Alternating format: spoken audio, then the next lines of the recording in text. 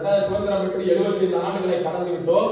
இந்த சுதந்திர இந்தியாவில் இதுவரை ஒருத்தர் கூட இந்த சமூகத்துல இருந்து ஐஏஎஸ் ஆகல. ஐஏஎஸ் என்ன? கலெக்டர் லெவல் போஸ்டிங் இருக்கு பாத்தீங்களா?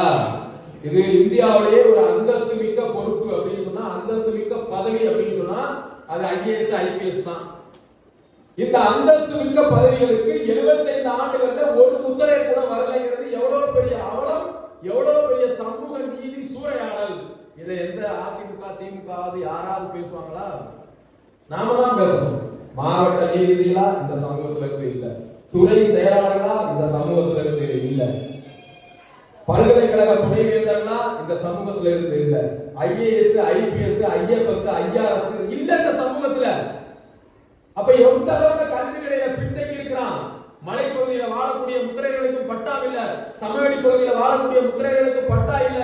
இந்திரா காந்தி காலத்துல இருந்து வீடு வழங்கும் திட்டம் இருக்கிறது. நம்பிக்கையுரியவர்களே, பிரதமராக இந்திரா காந்தி இருக்காங்கல்ல, அப்ப இருந்து இலவச வீடு கொடுக்கிற திட்டம் இருக்கிறது. இருக்காங்க. இன்னைக்கு வரைக்கும் பிரதமர் நரேந்திர மோடி கொடுக்கிற ஆவாஸ் யோஜனா அப்படிங்கிற பேர்ல அந்த திட்டத்துல தமிழ்நாடு அரசாங்கம் கலைஞர் கனவு இல்லம்னு கொடுக்குது. ஆனா இன்று வரை